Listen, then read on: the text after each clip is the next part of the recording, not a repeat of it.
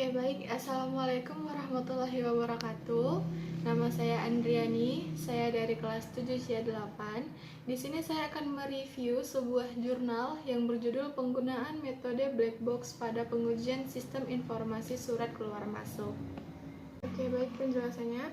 Perkembangan teknologi informasi juga menjamah proses dalam ruang lingkup universitas agar dapat meningkatkan efektivitas dan efisiensi kerja.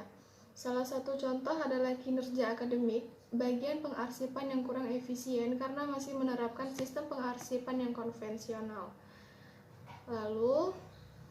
Dan untuk pengujian perangkat lunaknya sendiri, yang dilaksanakan dengan tidak sempurna tentu akan membawa pengaruh yang kurang baik terhadap kualitas perangkat lunak yang dihasilkan. Pengujian perangkat lunak yang tidak efektif dan tidak lengkap dapat mengakibatkan berbagai masalah ketika perangkat lunak tersebut digunakan oleh end user.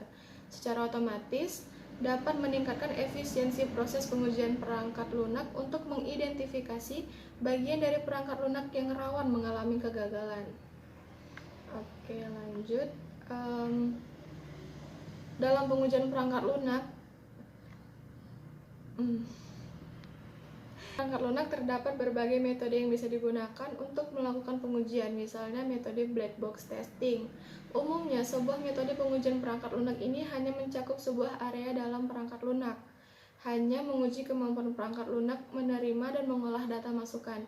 Sistem penguji perangkat lunak tentunya harus mampu menguji berbagai aspek dalam perangkat, sehingga pengguna lebih dari satu tipe sub pengujian sangat diharapkan. Berdasarkan metode yang digunakan, maka akan diketahui kelemahan pada sistem informasi yang dilakukan pengujian menggunakan metode black box testing, dan bagaimana untuk mengetahui output yang dianggap valid menurut kebutuhan user. Sedangkan untuk tujuan dari penelitian ini adalah mengetahui kelemahan dari sistem agar data yang dihasilkan sesuai dengan data yang dimasukkan setelah data dieksekusi dan menghindari kekurangan pada kesalahan aplikasi sebelum digunakan oleh user.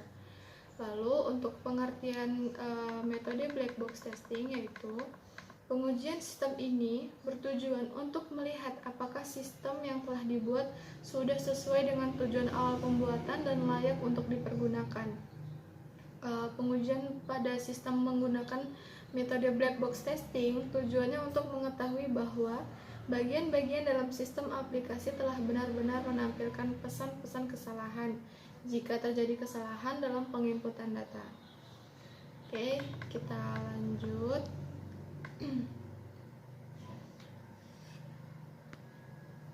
Nih, berikut ada 10 tipe pengujian dari metode black box menurut Julian. Yang pertama yaitu ada equivalence partitioning, membagi inputan menjadi kelas data yang dapat digunakan untuk menggenerasi kasus uji.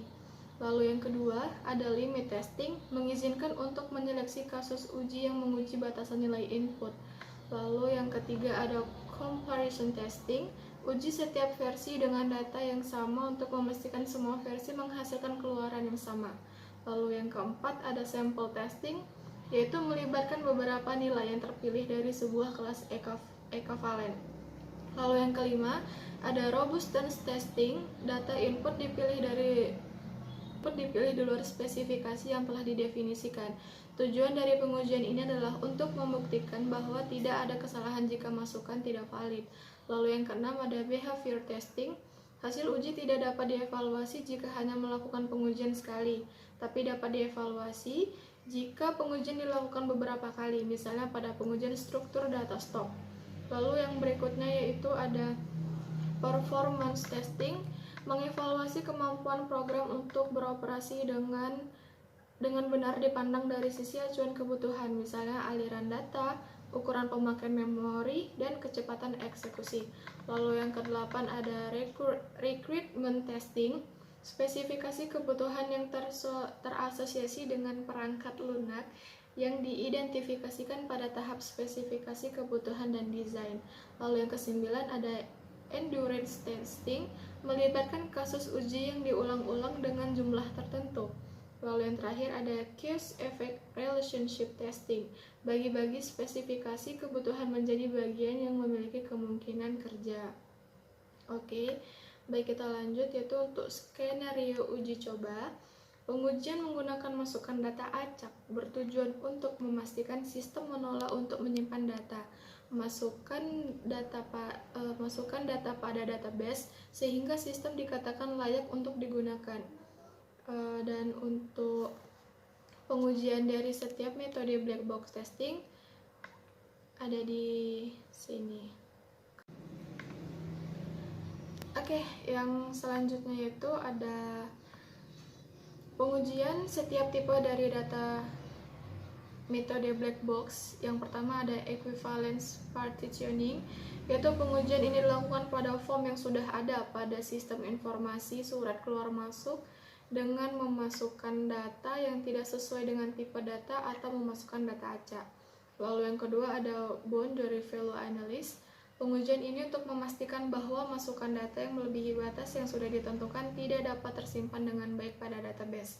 Lalu yang ketiga ada comparison testing, membandingkan tampilan interface pada sistem web browser yang berbeda. Lalu yang keempat ada sample testing. Pengujian ini untuk memastikan nilai yang terpilih dapat menghasilkan data yang baik dan sesuai dengan data yang dimasukkan oleh user. Lalu yang kelima yaitu ada robustness testing. Pengujian akan memasukkan data acak untuk membuktikan bahwa tidak ada kesalahan jika memasukkan data yang tidak valid. Lalu yang keenam ada behavior testing. Pengujian ini dilakukan dengan cara membuat data baru secara berkali-kali untuk menghindari data stok. Baru yang ketujuh performance testing. Pengujian ini mengevaluasi kemampuan program untuk beroperasi dengan benar dibanding dari aliran pemakaian memori. Lalu yang ke-8 ada requirement testing. Tipe ini hanya melihat spesifikasi kebutuhan dari sistem mulai dari sistem pembuatan sampai pengujian. Lalu yang ke-9 ada endurance testing. Tipe ini untuk memastikan apakah hasil operasi matematika pada sistem ini benar atau salah. Lalu yang terakhir ada cause effect relationship testing. Pengujian yang melibatkan kondisi input dan aliran data mulai dari input, view, update, delete, and search. Oke, kita lanjut hasil dan pembahasan. Implementasi dan uji coba. Implementasi dan uji coba dilakukan pada sistem informasi surat keluar masuk dengan tujuan untuk mengetahui kekurangan yang ada pada sistem sebelum sistem digunakan oleh user. Hasil dari pengujian, jika ditemukan kelemahan pada bagian sistem, maka pengguna bisa mengembangkan pada bagian sistem tersebut yang dianggap lemah. Uji coba yang dilakukan berdasarkan 10 tipe pengujian dari metode black box yaitu memasukkan data benar sebagai contoh sistem menerima data, masukan untuk disimpan pada database. Lalu yang kedua, memasukkan data berupa data acak untuk memastikan sistem menolak untuk menyimpan data masukan pada database. Lalu, pada hasil pengujian terdapat tabel test case yang berfungsi untuk menyimpulkan apakah sistem berhasil dalam pengujian tipe tersebut atau tidak. Berikut terdapat beberapa penjelasan dari tabel pengujian yang akan dilakukan dan pengertian dari input, hasil, output, dan kesimpulan, yaitu input adalah penjelasan tentang masukan data benar atau data acak. Lalu yang kedua ada hasil. Hasil harapan dari penguji cobaan ini adalah harus terjadi ketika dalam proses pengujian. Lalu yang ketiga, output adalah hasil dari pengujian setelah sistem selesai diujikan. Yang keempat, kesimpulan adalah simpulan apakah sistem tersebut dinyatakan berhasil atau gagal.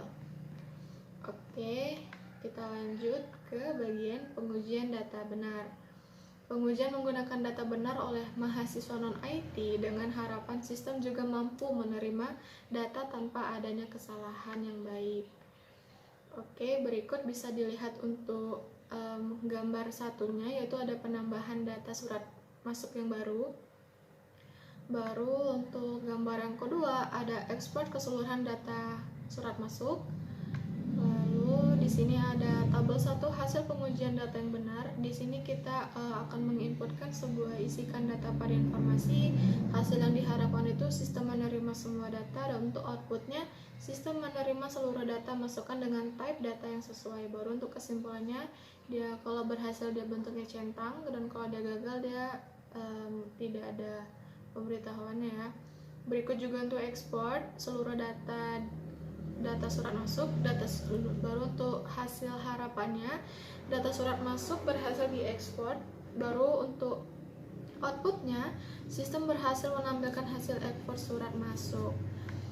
Oke, kalau untuk pengujian data acak atau data tidak valid, pengujian menggunakan masukan data acak bertujuan untuk memastikan sistem menolak untuk menyimpan data masukan pada database, sehingga sistem dikatakan layak untuk digunakan.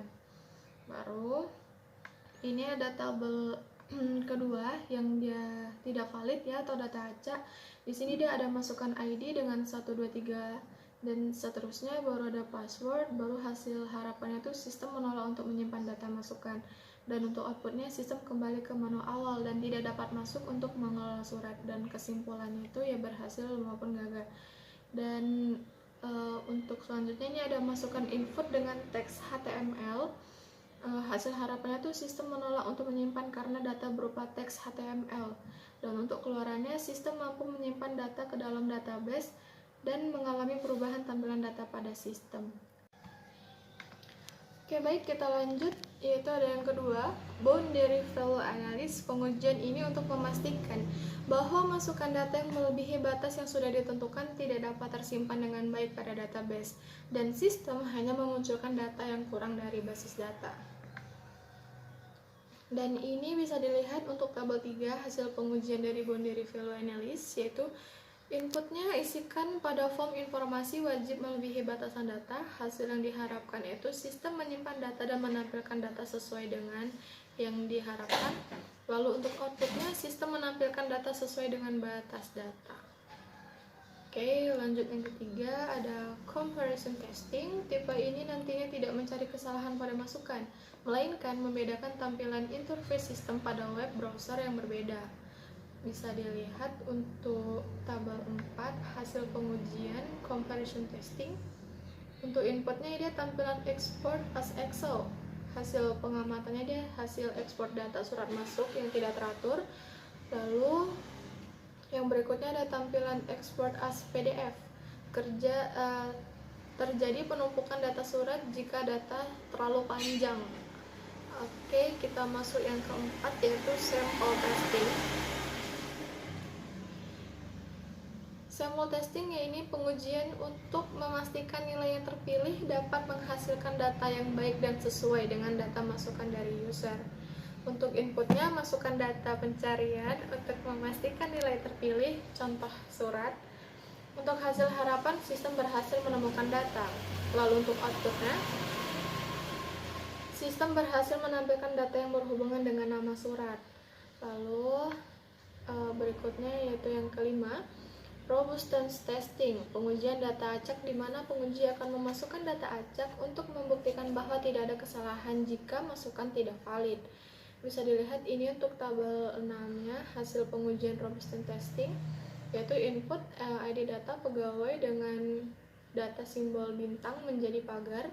Hasil harapan sistem menerima penambahan data pegawai, dan untuk outputnya sistem berhasil menerima penambahan data dengan data acak. Lalu yang keenam ada behavior testing. Pengujian ini dilakukan dengan cara membuat data baru secara berkali-kali untuk menghindari data stuck, dan sistem dapat menerima data dengan jumlah lebih dari 50. Bisa dilihat ini hasil pengujian behavior testingnya. Untuk inputnya dia show hasil penambahan data user secara berulang-ulang menjadi pagar. Untuk hasil harapan, sistem berhasil menyimpan data dan tidak mengalami data stuck. Jumlah 11, halaman 107 user berhasil ditambahkan. Dan untuk outputnya, sistem berhasil menyimpan data sebanyak lebih dari 50 dan sistem tidak mengalami kendala. Lalu yang selanjutnya ada performance testing. Pengujian ini mengevaluasi kemampuan program untuk beroperasi dengan benar dipandang dari aliran pemakaian memori, aliran data, dan kecepatan eksekusi. Uji coba pemakaian memori dilakukan pada web browser yang sejenis. Oke, bisa dilihat ini untuk tabel 8 hasil pengujian performance testing. Inputnya itu search dengan kata penting. Hasil harapannya itu sistem menampilkan seluruh data surat yang berhubungan dengan kata penting. Dan untuk outputnya sistem berhasil menampilkan data surat yang dicari. Lalu yang berikutnya ada requirement testing. Tipe ini tidak dinamakan pengujian karena tipe ini hanya melihat spesifikasi kebutuhan dari si kemas, mulai dari sistem pembuatan sampai pengujian. Bisa dilihat ini untuk tabel 9, hasil pengujian requirement testing yaitu untuk perangkat kerasnya dia ada prosesor Intel Inside Core i3, baru untuk database-nya dia SQL, baru untuk bahasa pemrogramannya dia PHP, untuk metode pengujiannya dia black box testing dengan 10 tipe pengujian. Baru yang ke-9 yaitu ada endurance testing. Tipe ini untuk memastikan apakah hasil operasi matematika pada sistem si kemas ini benar atau salah. Dilihat dari setiap menu atau sub menu yang terdapat jumlah atau hasil keseluruhan surat. Bisa dilihat untuk tabel 10 hasil pengujian endurance testing, yaitu untuk inputnya jumlah keseluruhan dari sistem sama dengan hasil manual. Untuk hasil harapan, hasil penjumlahan sama yaitu 68 surat. Dan untuk outputnya hasil penjumlahan sama dengan hasil yang diharapkan. Lalu yang terakhir ada cause effect relationship testing, pengujian yang melibatkan kondisi input dan aliran data mulai dari input, view, update, delete, and search. Lalu bisa kita lihat untuk tabel 11 hasil pengujian dari cause effect relationship testing, yaitu inputnya hapus data surat dengan nomor surat. Lalu untuk hasil harapannya, sistem berhasil menghapus data dan muncul notifikasi kutip 2, data berhasil dihapus. Lalu untuk outputnya, sistem memunculkan notifikasi dan data nomor surat. Oke, untuk kesimpulannya,